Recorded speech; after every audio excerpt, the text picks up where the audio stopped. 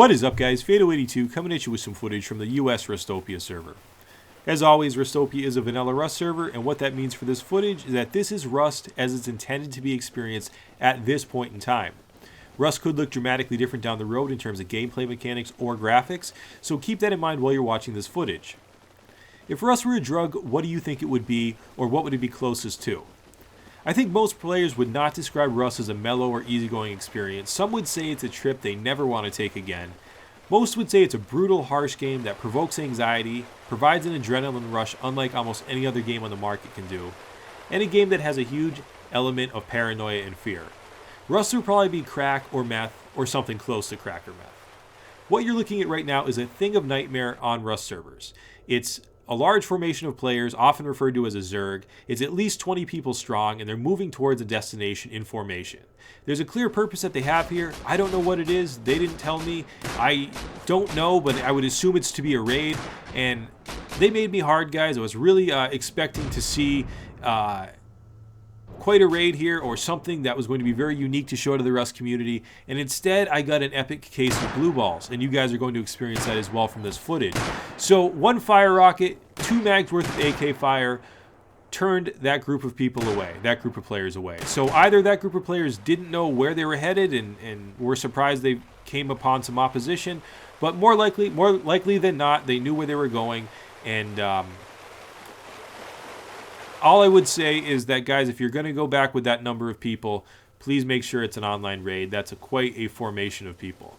So that footage, I think, was necessary to show you in order just to inform the response of the footage that comes after it. So this sent DMG and crew into a constant state of paranoia and fear, a much higher level of anxiety than they would typically have, because it's early on in a wipe cycle and they just saw approximately 20 to 30 people come their way. Now, bear in mind that this was on Rustopia while there was about 300 players on the server, so even 20 to 30 people, it's a lot of people, but keep it in mind in proportion to the overall number of players. It's still a very large group. So, being that they were on constant guard, constant alert, the day after that occurred, a base started forming in the valley that was next to where DMG's water base was. They thought this was part of the Zerg raid, and that it was a raid base that was forming out of the landscape, and they wanted to neutralize this threat immediately, so they went into high gear, into action in a much more rapid response and much quicker than perhaps they typically would do. This was the base of the No Chill clan down here. They looked like they were already relatively well geared when they moved in here, so I'm not sure if they were moving from somewhere else or if it was a raid base, but I don't believe it was a raid base because they've got a furnace going outside, and typically, you know, you're not going to call your location out by sending smoke into the air with a raid base. So it might have just been a base they were trying to put in the landscape, but DMG, not knowing what the threat was, had to address it as though it was the start of that Zerg or another, you know, large-scale threat. So they immediately built some formations here, some battle towers, and took control of 3 different points here. They took control of this large rock here, which gives them a height advantage on the rock by itself, but they also gave themselves even more of a greater advantage by building up a wooden structure there, which allows them to see right down into No Chill's base. No Chill's base is still under construction, so they have some holes on the top of it, and that is why DMG, having that height advantage, is going to really be able to suppress and keep No Chill down at that point. So No Chill just had a spy out here trying to mix in with DMG's crew to be able to see what numbers were out there and what perhaps they were in store for. Taking a look at No Chill's base down here, you'll see again that it's still under construction, so they have to focus now on what their defenses are going to be. They're throwing down some sleeping bags in bed so they can respawn, and as they try to get up to that 3rd floor, they are mowed down immediately by fire coming from the 2 locations right now, which are the main rock that DMG built that first wooden battle station on, and then this ridgeline over here that Tempest has control over. Tempest is doing overwatch over here for a scout of DMG's who's down on the ground trying to figure out any loopholes to get into that base. Notice he was just checking if he could get between one of those high exterior stone walls. That would have saved on resources when they're going down there to raid the base. Moving into position here again, DMG is using a tactic here, which is continuing to build those battle stations, and as soon as they're put up, you turn them to wood. That's so that the defenders of the base aren't going to be able to take them out. Once they're twigged, they can be taken out in a matter of 1 or 2 shots, but if they're turned to wood, it's going to be not possible at that point in time to take them down easy, especially during a raid. So as you can see from the footage here, the tower looms high on the hill over there, and DMG and crew are able to send constant fire down right into No Chill's base. No Chill's base also had only one door, one entryway into it, so it's bottlenecked here, and they didn't build a back entrance or an entrance that was a few floors up in the back, so they can't really flank DMG easily on the ground. Looking here at an aerial overview perspective, we see DMG's water base. There's an Alpha point, a Bravo point, a Charlie point. These are the 3 battle stations that DMG currently has in place. And then behind it is the Ewok base. So that's going to give you guys a sense of this footage and a point of reference while you're watching it. So the 3rd point is being constructed here. This was the Charlie point, and that is the one that's going on a rock here. So now they have all 3 angles of this base covered. Behind the base is the ocean, so the Raiders, or the defenders of the base, really, at this point in time, they're not going to be able to get away easily. They can't run out into the ocean, and, I mean, the chances of getting out that with any loot or anything would be impossible, because once you're in the water, there's really going to be nowhere to go that DMG can't just be waiting for them on the other side. So they have every point they need to have covered. Also behind them is the Ewok base, and that may have been a base that was going to be raided by the No Chill clan. So I'm not exactly sure if that factored into it as well, but the Ewok clans have yet another vantage point on the base. It's not necessarily the next direction, but it's an angle where they have another point advantage similar to where the Bravo point was in terms of what DMG had. Now this, I don't get what's going on with the doors here, guys. They're playing a dangerous game here. The Raiders who set up this base here, or we'll call them the Defenders because they're defending against DMG at this point. The Defenders are opening up the doors here. There's one member here with an AK. He's a good shot. He posts up here, and he uses the doors, which are layered in a way where they're not lined up perfectly, so he can get sort of a very unique point of view if he lines it up right, and it's hard for the people outside to shoot into the base. But opening your doors like that in Rust is a cardinal sin sort of in Rust of many players. It's something, it's not kosher, if you will. It's not something that, is going to be something that Rust players would condone. Doors are sacred in Rust. We build our bases around doors. We don't open doors. If we open one door, we always close the next. We always have the airlocks. They do have the airlocks here, but they're playing with fire by just opening these doors. They're taunting the people outside, but eventually you're going to get hit in the head, you're going to go down, and one of your doors is going to be open. And then if that happens again to the second, third door, it creates situations where raiders will only have to use minimal resources where otherwise they may not have raided the base and gotten as far as they would have. So here's another example. All those freaking doors are open, and the guy here with the AK is using that line of sight, which is to his advantage, but still, all your doors are open.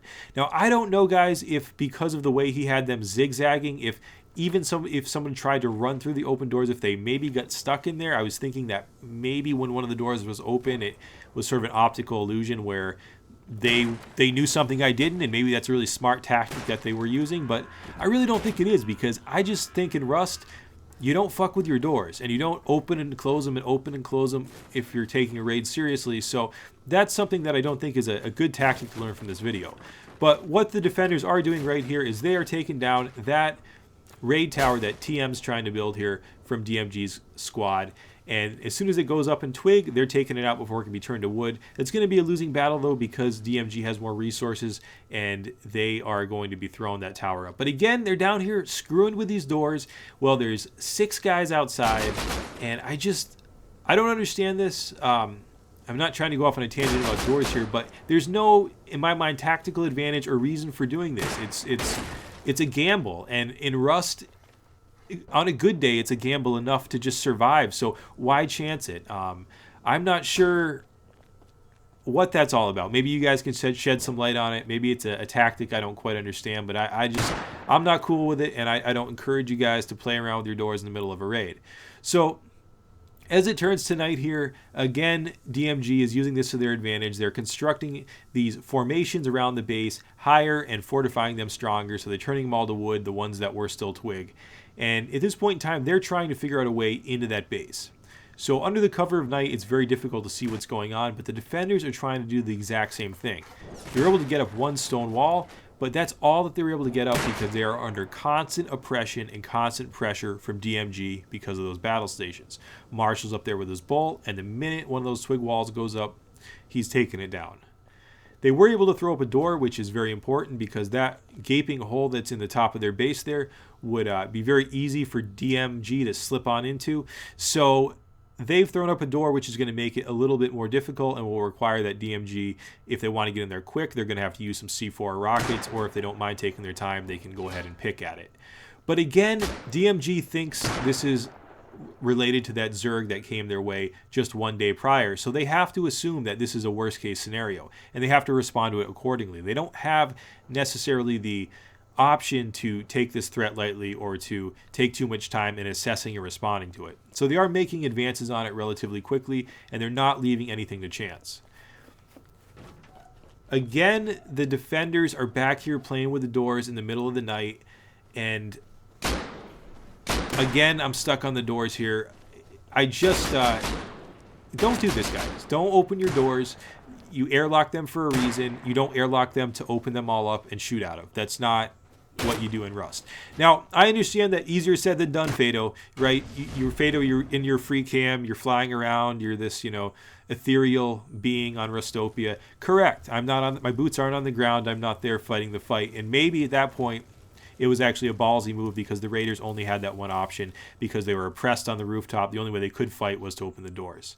What you were just looking at, though, with that fire was a tip from the Rusty Pirates that they showed us, but that other players may have been aware of as well. But the fire rockets will burn the tool cabinets. So they've shot a fire rocket, an incendiary rocket, around the area where that tool cabinet was inside that stone structure, and it burned through the stone structure, taking down the wood on the inside. So that might be patched in the future, but right now you can do that. It's an easier method, easier way to raid bases and get building privilege. So again here, the dangerous door game is being played. The defenders surprisingly are still winning, and it's working to his advantage at this point in time, but I still just cannot condone this tactic. So back inside the base, they are again doing something that I don't suggest doing. They're despawning their loot. I understand you don't want the raiders to have your loot, but fight while you can still fight. You're spending precious time, you're spending valuable time throwing your shit down on the ground. You could be fighting. You could be jumping off the top of your base. I've seen raids.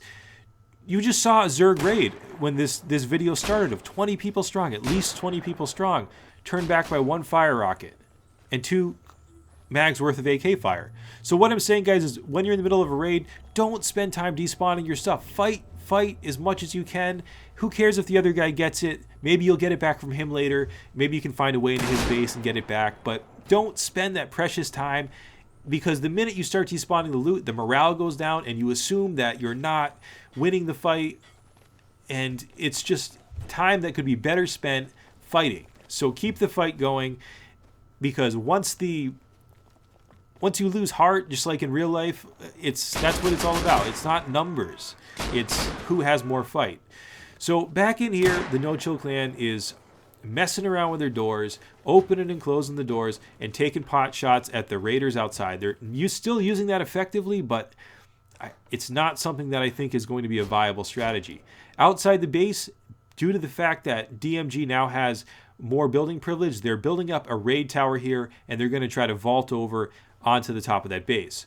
Just like a fight in real life, if somebody gets on top of you and you're on the ground, you're in trouble, and that's the way it is in raids. So if somebody gets on top of your base, chances are it's going to be much more difficult to defend it at that point in time, unless you have some really crazy base design that accounts for that. It's very difficult to fight when people are on top of you on a base. So here you'll see that DMG is using an effective raid tower. They've positioned it just to the point where they can vault over, and all the members are getting over. They're not hitting the spiked walls down there, which is means that was built actually just perfectly, because if you don't have the timing down just right, it's really easy to end up in those spiked walls, and it's almost instant death when that happens. So down here, one of them did get stuck in the spiked walls. It looks like it's Lajik, the old leader of the Ewoks, but he's not quite dead. It looks like he's actually wedged in there. So a hole, you saw this at the start of the video, a hole was blown in the roof here. Very intense gun battle ensued in here. This is some awesome footage of Vanilla Rust. And again, DMG, would be saying, normally they're overcompensating, or they have so many men here, and they're the bullies picking on the little guy. But keep that in mind, just with the footage you saw at the beginning, that their response to this is proportionate based off the fact that they were thinking rightly so, that this was perhaps part of that Zerg that was forming in the landscape. So another interesting aspect of the footage here is one of the members just took out another member of DMG. So the two guys in the green shirts there just shot each other. And that's an example in Rust of crossfire and how that can happen, and why Rust is such an intense and visceral, again, adrenaline provoking experience. Unlike other games, you're not seeing who your teammates are. Their names aren't lit up with special colors. They don't glow orange or red or anything. So Rust is, in many ways, not always, so don't knock me on saying this, but in many ways it is a very realistic experience in some of the things that it's able to do with its various systems.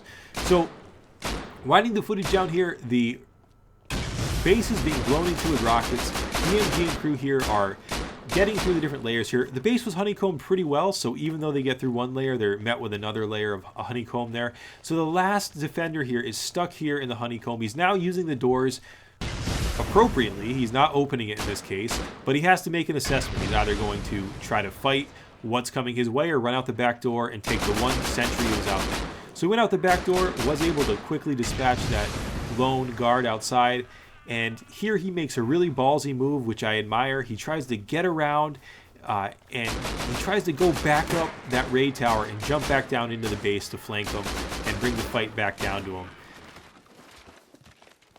Well, we go ahead and wind down here. I forgot to mention in last week's update video that cars have been added into Rust. You've probably heard them throughout the course of this video. Just kidding, guys. I apologize. The sound quality is a bit bad where I am. I'm on a business trip and in a hotel room. But as always, this is Rust Tactics, and it focuses on PvP skirmishes, group dynamics, and player interactions of vanilla Rust. Fado82, peace.